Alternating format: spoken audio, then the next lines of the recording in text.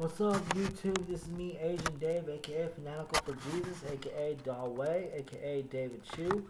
I just want to come to you real quick. I want to talk about mental illness, specifically how mental illness has made me a better person. And the reason why I want to talk about this is because we see in the media and in culture today there's a bad stigmatization going on. There's a bad stigma on mental illness. People tend, like, you only see like people talk about mental illness when it's like used to as a label on someone who just shot up a school or shot up a movie theater or whatever. That's the only time you really hear mental illness really being talked about, and because of that, it does paint a negative picture of mental illness. And then the other thing, even in the movies, in a lot of movies that portray mental illness, don't get me wrong, there are a lot of good movies that portray mental illness accurately and beautifully. But then there's a lot of movies that portray mental illness in a negative way. And so this is why I want to make this video. I want to make this video to talk about why or how mental illness has made me personally into a much better person. Like, so, that's what I want to talk about today. But anyways, before I get on to that though, I would like to discuss my progress that I've been having with my journey of quitting smoking. Okay, so before you, like, as you all know, I went on a trip, like, out of town. I'm not gonna say where, but I went on a trip out of town, and it was to meet up with my now fiance. I went out to meet up with her, and um, I went 4 days. I went like from Thursday to Sunday without a single cigarette. And then when I got back into Ohio, the very next day, I bought a pack of cigarettes, and yeah, I bought a pack of cigarettes on Monday. Um, then I restarted my app, my app, my smoking app. I restarted the time on that on Monday. Tuesday, I don't remember if I bought a pack of cigarettes or not, but I definitely bought a pack of cigarettes today. So I restarted my smoking app, my no smoking app. I restarted it again today, and I restarted it at let me see. I restarted it like at 12:30, and I've gone an hour and 41 minutes without any cigarettes. That means I avoided 11 cigarettes. I saved $3.42, and I won back an hour and 3 minutes. So I'm basically starting over. I'm ashamed of myself for buying a pack of cigarettes, but I'm gonna nip this in the bud. I'm gonna quit smoking. I know I am. I just gotta continue doing what I've been doing with the nicotine gum, and I have suckers I can suck on the suckers and chew the nicotine gum, and the Quit Now line is gonna be sending me patches now. Like, it's gonna come here within 7 to 10 business days, so I'm gonna get patches, and that should also help as well. Um, like, so yeah, I'm having a rough start to this thing, but I made it 4 days without a single cigarette, and I barely chewed any nicotine gum. So that shows me that I can make it at least 4 days. So I just gotta now set a goal to make it 5 days, and after I make it 5 days, set a goal to make it 6 days, and pretty soon I'll be up to like a whole week without a cigarette. So I just gotta take baby steps, and I'm praying to God that I can overcome this, and I would like your prayers to help me overcome this as well. Please be praying to God that God will give me the strength to overcome this nicotine addiction. Anyways, so on to what the things that my mental illness has given me, or has ways my mental illness has helped me become a better person. The first way, the first way I can definitely say it's made me a better person is it's made me give to people 110% automatic respect because I know that every single person is on their own journey with their own struggles. So when I meet someone, whether it's gonna be in a like a friendship relationship or just uh, like I'm working with someone or whatever, it's like whoever they are, I give them automatic respect. Like I don't. There's a difference between respect and trust. Like I don't automatically give everyone trust when I first meet them, but I do give everybody that I first meet an automatic respect because I understand that they're their own person and they have their own struggle just as much as I have my own struggles with mental illness. Like so, which leads me to my next point, is I have more compassion for others. The reason I have more compassion for others is because as I know myself, I know how hard it is for me to deal with mental illness, like the ups and downs of bipolar and the hallucinations of the schizophrenia and stuff like that, the grandiose delusions that I have. Like,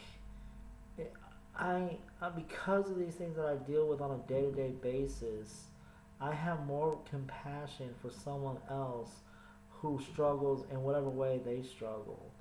They may not struggle the same way that I struggle with, but I understand that they have their own struggles, and it gives me more compassion towards them. Like I have more compassion, even like people who are generally annoyed by. Like I give them more compassion and patience than most people would give them. Like I mean, I have some friends who annoy a lot of people because of the way they are, and I give them a lot. I give those people that are hard to deal with. I give them a lot of compassion and respect, and I give them a lot of patience because I understand that they just that we all need compassion and patience. Like none of us are perfect. We're all sinful people that deserve nothing but God's wrath. And the fact that God shows any kind of love towards us as human beings should be so overwhelming that we want to show the same love towards our fellow man that God shows to us. But yeah, another thing, I give people the benefit of the doubt all the time, and that's something I do. It could be a blessing and a curse. Like I when I meet someone and I talk to someone and they tell me something, unless it's something that is blatantly, obviously false, I will give them the benefit of the doubt. They can tell me that they work at this job and stuff, and if I don't know otherwise, I'll give them the benefit of the doubt that they really do work at that job, and they're doing what they say that they're doing. Like, and I mean, you could call me overly trusting, but I don't think it's overly trusting. Like I think it's just giving people the benefit of the doubt. Like I mean I have been taken advantage of because I give people the benefit of the doubt. But most of the time I get people that actually appreciate me more because I don't automatically assume that they're lying when they tell me something. Yeah. Um,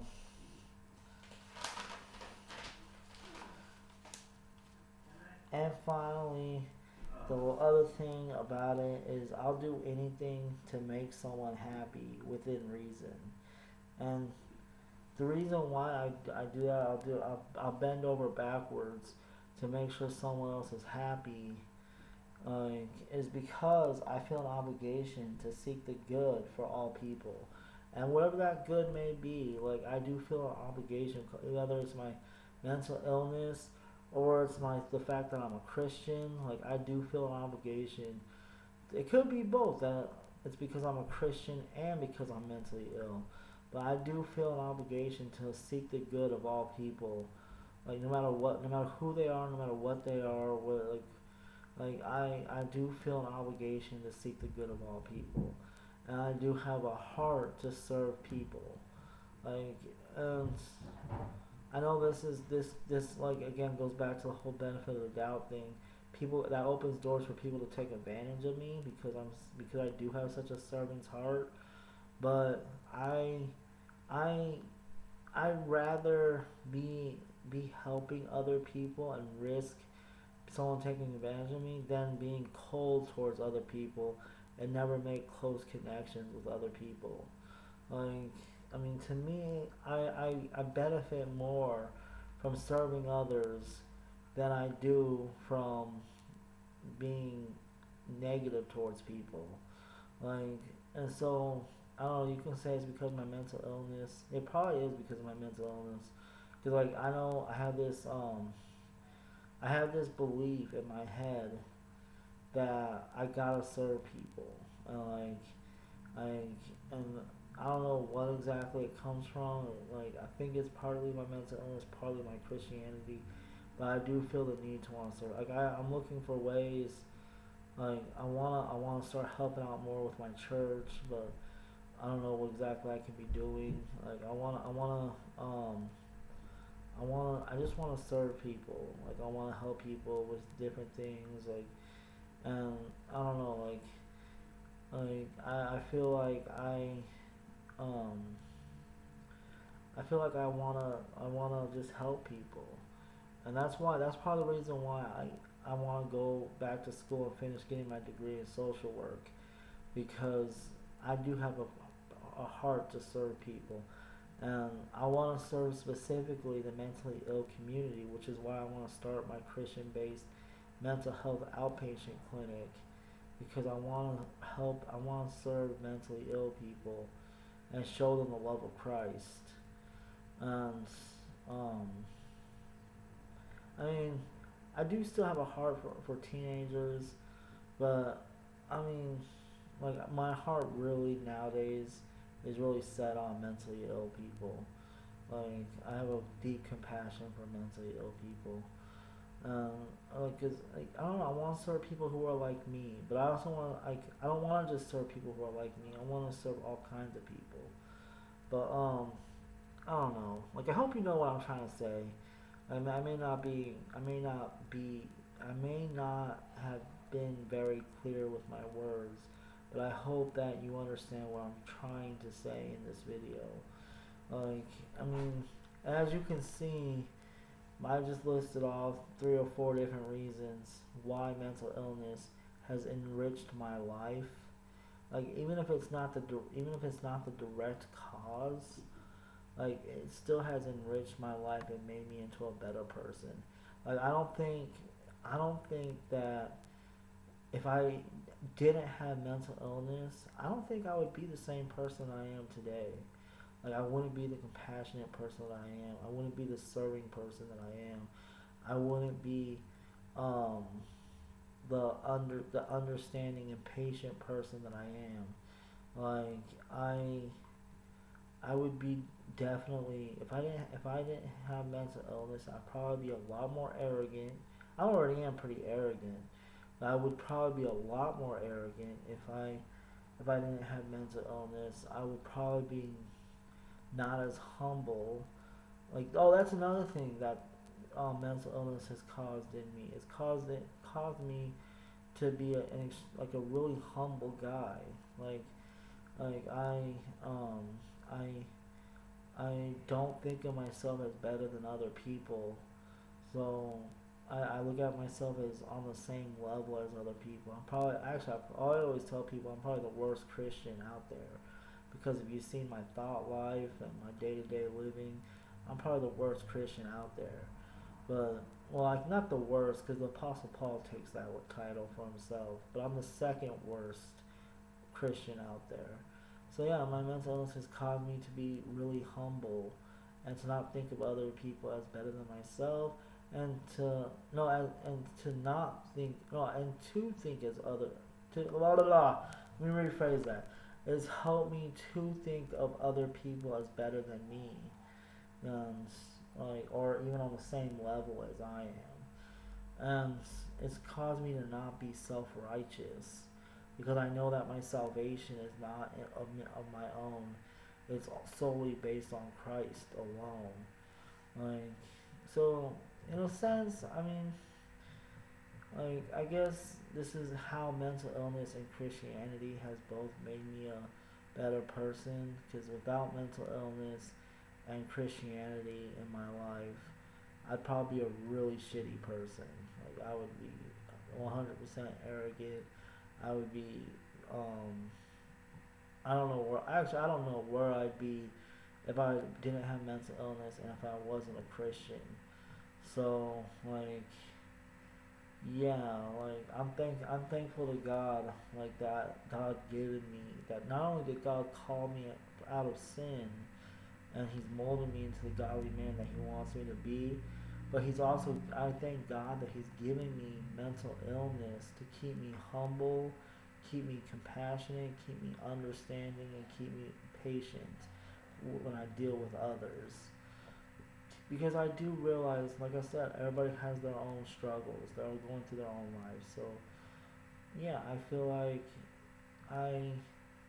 I feel like I can um I don't know what I was gonna say. Anyways, let me know what you guys think in the comment section below. And as always, thank you for watching this video. And as always, don't forget to rate and subscribe. Alright, have a good day. God bless you.